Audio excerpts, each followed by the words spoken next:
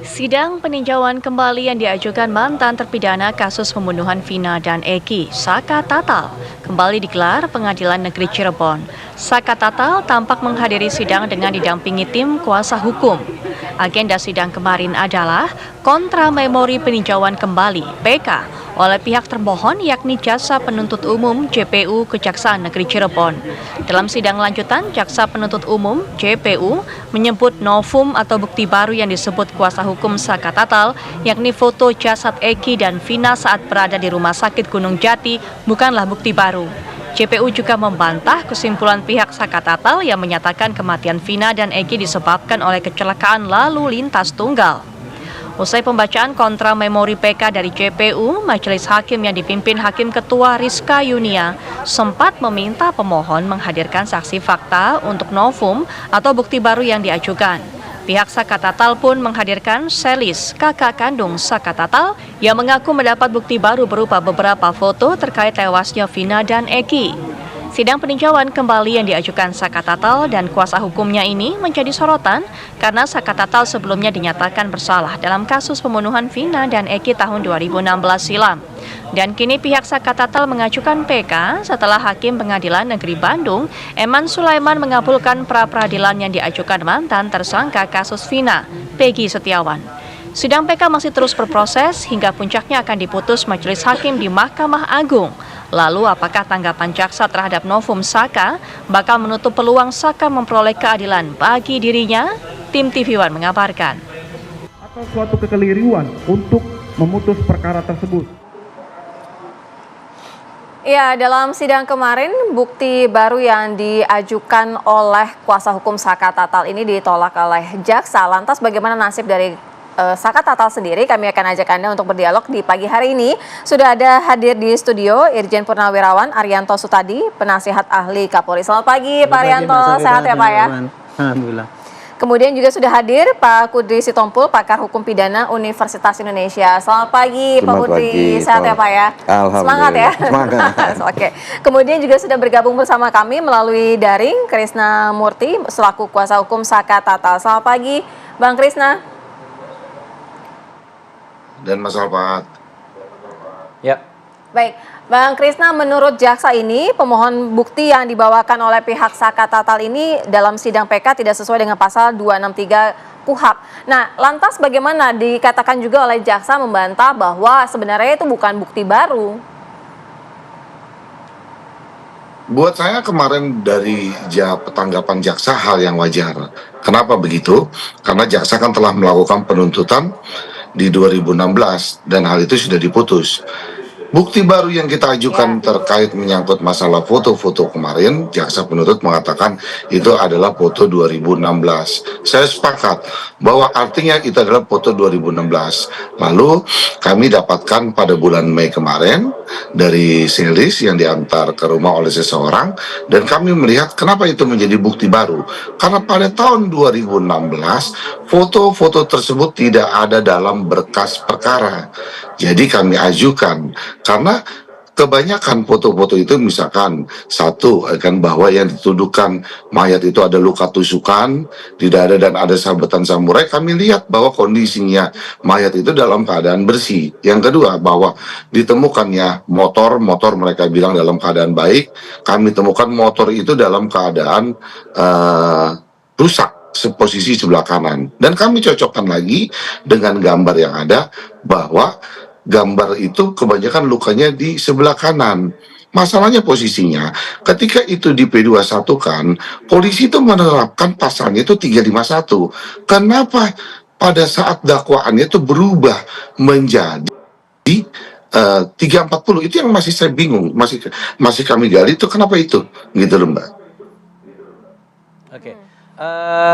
Bang Krisna, kalau kita lihat juga ada tanggapan nih dari kuasa hukumnya Pak Ibtu Rudiana yang mengatakan ini ada 3 output nih dari PK, bisa diterima. Kalau diterima artinya 7 terpidana juga bisa bebas lainnya. Lalu kalau ditolak tetap jadi mantan terpidana. Tapi kalau misalnya ada putusan harus diperbaiki, ini bisa berimplikasi hukum begitu. Bisa saja kalau diperbaiki hukumannya bisa ditambah untuk Saka Tatal. Tanggapannya bagaimana?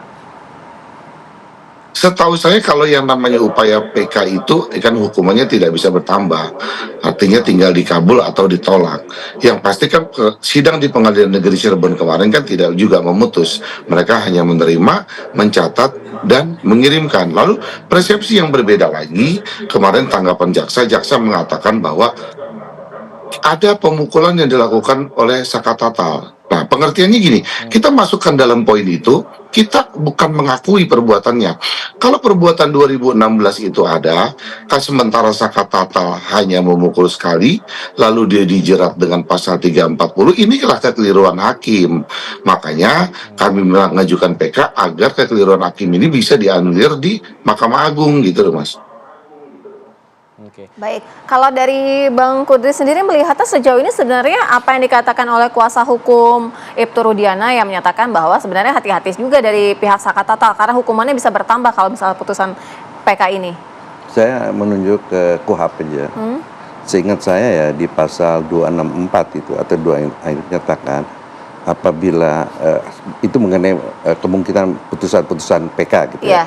Salah satunya menyatakan bahwa putusan PK itu hakim tidak boleh melebihi dari putusan yang terakhir yang diajukan.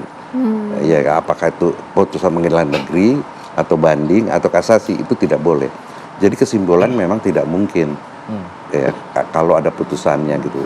Dan PK itu ya bukannya permintaan kasasi yang dia bisa memperbaiki putusan. Kan begini, Mahkamah Agung itu adalah peradilan hukum, iudex juris. Artinya dia memutus ya, bukan berdasarkan, dia nggak periksa fakta-fakta seperti di PN atau di pengadilan tinggi. Itu nggak lagi, dia cuma ini. Nah, di dalam kebiasaan yang ada ini, hakim itu dia suka menjadi peradilan fakta juga, karena dia berprinsip begini. Kan Undang-Undang Dasar itu kekuasaan kehakiman itu bertujuan untuk menegakkan hukum dan keadilan. Jadi dengan prinsip itu bisa dilanggar bahwa Mahkamah Agung bisa juga bertindak menjadi peradilan fakta dengan mengatakan mengadili sendiri. Dia itu mungkin itu kemungkinannya itu ada di kasasi. Tapi ada saya dengar bahwa di dalam putusan PK pernah hakim juga melakukan pengadilan sendiri. Sebenarnya itu sudah melanggar prinsip bahwa PK itu kan haknya si terpidana atau ahli warisnya yang merasakan itu. Jadi prinsipnya menerima atau menolak aja gitu. Dia tidak bisa memperbaiki. Tapi kembali lagi menunjuk ke KUHP itu tidak mungkin karena yang saya katakan tadi putusan peradilan PK tidak lebih berat dari putusan pengadilan yang diajukan sebagai sebagai yang keberatannya itu gitu. Jadi hanya menolak atau menerima PK saja, tidak bisa untuk memperbaiki hasil putusan. Kalau menerima kemungkinannya, ya kan, kalau dalam perkara pidana dia bebaskan atau dilepaskan, itu kan beda. Walaupun ini ada bebas murni, ada tidak ya. Jadi ada namanya bebas murni atau tidak bebas murni gitu ya. Atau dia hukumannya dikurangi. Itu kemungkinannya. Jadi kalau PK dia tidak membebaskan atau tidak melepaskan atau bebas titik atau tidak murni, dia putus tetap penghukuman pidana, hukumannya bisa dikurangin itu. Gitu. Pak Arianto, kalau kita lihat jika kemudian nanti putusan PK-nya adalah menerima pengajuan PK dari Saka Tatal, bisa dibilang ini pertaruhan juga nggak bagi Polri? Karena kalau misal diterima putusannya, 7 terpidana lainnya yang sudah sebelum disidik Polri dibebaskan, Pak. Ya, tergantung dari diterimanya ya tadi. Kan tadinya saya cuma ngomong kalau diterima pasti itu berefek. Tapi ternyata kan diterimanya PK itu kan sekarang PK yang diajukan oleh Saka Tatal. Betul. Padahal Saka Tatal itu hanya tujuannya ingin memperbaiki nama dirinya sendiri karena dia sudah melakukan pidana kan. Tapi kemarin juga ada tujuan supaya bahwa kasus ini bukan kasus pembunuhan. Kan kasus ini kan kecelakaan lalu lintas. Dengan mengatakan itu maka tuduhan pembunuhan itu kan gugur seakan-akan kan gitu. Makanya tinggal nanti putusan daripada PK itu bagaimana. Kalau cuma mengurangi hukuman pada zakat tatal, misalnya memulihkan nama baik, tapi tidak menyinggung-nyinggung bagaimana duduk persoalannya, berarti belum berefek pada yang 7 itu. Kecuali kalau yang 7 itu mengajukan PK juga nanti. Itu baru bisa efeknya baru bisa kelihatan gitu. Jadi nggak otomatis gitu. Jadi pandangan saya sih gitu ya. Jadi kalau untuk saksi ahli sendiri akan seperti apa, Pak Arianto? Kalau misalnya disampaikan hal-hal yang terungkap itu menyatakan bahwa sesuai dengan bukti-bukti yang dihadirkan atau tidak sesuai. Tapi nanti dijawabnya Pak Arianto. Kami harus jeda terlebih dahulu. Usai jeda kami segera kembali. Pemirsa, kita melanjutkan pembahasan sebelum jeda tadi mengenai saksi ahli yang dihadirkan. Ada 2 saksi ahli yang dihadirkan dari mantan kepolisian begitu ya Pak Arianto. Ada dari Pak Susno Duaji, kemudian Pak Ugroseno. Kalau misal dari Pak Arianto melihatnya? Saya melihatnya apa ya, kesaksi ahli yang disampaikan, kesaksian ahli ya yang disampaikan oleh Pak Susno maupun Pak Ugroseno itu kan dia kan menyoroti ya bahwa proses penanganan dulu itu kan menurut dia kan tidak sesuai dengan alur yang benar gitu kan. Nah ini pemohon ingin mengajukan kepada hakim yang lebih tinggi bahwa ini loh Pak, dulu ketika mutus yang pertama kali itu ini yang seperti ini tidak diperhatikan. Kalau menurut kami ini kan kecelakaan lalu lintas. Kok sekarang jadi pembunuhan misalnya begitu kan. Ya inilah makanya ini seakan-akan kesaksian ahli ini alat bukti baru untuk membuktikan, menambah bahwa putusan yang dulu itu keliru, tapi yang benar adalah kecelakaan lalu lintas, kira-kira gitu. Karena tujuannya kan itu hanya mematahkan putusan yang dulu kalau nggak salah itu ya. Itu kalau pemahaman saya gitu. Jadi dengan dia panggilnya saksi ahli dan sebagainya itu untuk memperkuat bahwa dia itu punya bukti-bukti ini loh Pak, yang betul-betul menyalahkan putusan yang dulu gitu. Itu aja. Cuman kemarin sayangnya seperti tadi Pak Judi katakan, di Batu itu jaksa hanya membantah mengenai novum dan sebagainya, tetapi tidak sampai kepada yang lain-lain, tidak diberikan penjelasan yang terkait dengan masalah kekilapan hakim. Oke, saya ingin ke Bang Krisna. Bang Krisna, dengan menghadirkan saksi ahli dari mantan kepolisian Pak Susno Duaji, ada Pak Ugroseno, apa sih yang kemudian ingin digali dari keterangan mereka sebagai status sebagai saksi ahli? Apa yang ditunjukkan oleh kuasa hukum dari Zakat Tatal? 5 tahun berdinas di polisi. Lalu beliau kan mantan Kabar Eskrim, kemudian Pak Ugro juga mantan Wakapolri. Kemampuan kami kan terbatas mengenai hal tentang SOP-nya polisi.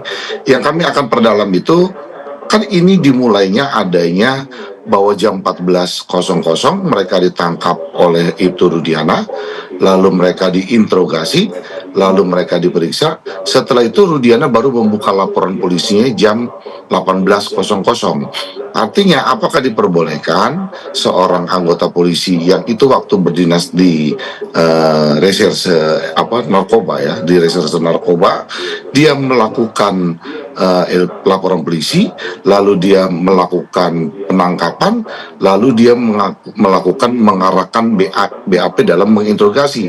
Kenapa saya bilang mengarahkan? Karena adanya keterangan Liga Akbar yang mencabut keterangannya, lalu kemarin ada timbul lagi Dede, yang keduanya mengakui bahwa mereka diarahkan oleh Rudiana untuk mengakui keadaan yang tidak sebenarnya. Artinya kan ini saksi palsu yang diajukan kalau itu kebenarannya ada. Nah, justru itulah yang kami akan perdalam kepada Pak Susno dan Mas Ugro. Baik, kalau dari segi hukumnya Pak Kudri, itu akan seperti apa keterangan dari para saksi ahli ini? Begini, keterangan para ahli ini bisa dua, ya. Bisa dalam kualitas dia sebagai novum, artinya dia memberikan bukti baru berupa keahliannya dia, ya kan? Keahliannya dia mengenai baik hukum pidana formilnya maupun pidana materialnya.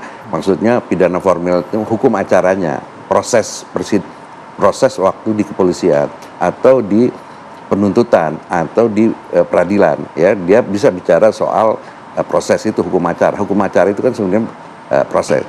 Bisa juga mengenai pidana materialnya, yaitu mengenai penerapan pasal 340, ya kan, mengenai pembunuhan berencana. Apakah ini memang pembunuhan atau bukan? Walaupun misalnya ada korban mati. Korban mati itu kan bisa sebab karena pembunuhan biasa pembunuhan berencana, bisa juga karena penganiayaan, karena penganiayaan mengakibatkan matinya orang, atau karena kelalaian seseorang mengakibatkan orang mati. Itu beda, ya termasuk juga. Nah, ini apakah ini yang dikatakan sebenarnya kriminal, kejahatan, atau bukan kejahatan, yaitu kecelakaan. Karena kecelakaan itu kualifikasinya itu bukan kejahatan, bukan kriminal. Nah, inilah yang ingin berdasarkan pengalaman kedua tokoh ini, yang satu mantan kabar reskrim, yang satunya ini menurut kebiasaannya, bagaimana menurut pandangan untuk ditransfer atau memberikan input kepada Hakim Agung nanti ini gitu loh. Baik, nanti kita akan lihat bagaimana jalannya sidang PK, pemeriksaan para saksi ahli pada hari Selasa ya, untuk sidang PK lanjutan tersebut. Terima kasih pada para narasumber, Pak Kudri, Pak Rianto, dan juga terima kasih Bang Krisnamurti sudah bergabung bersama kami di Apa Kabar Indonesia Pagi.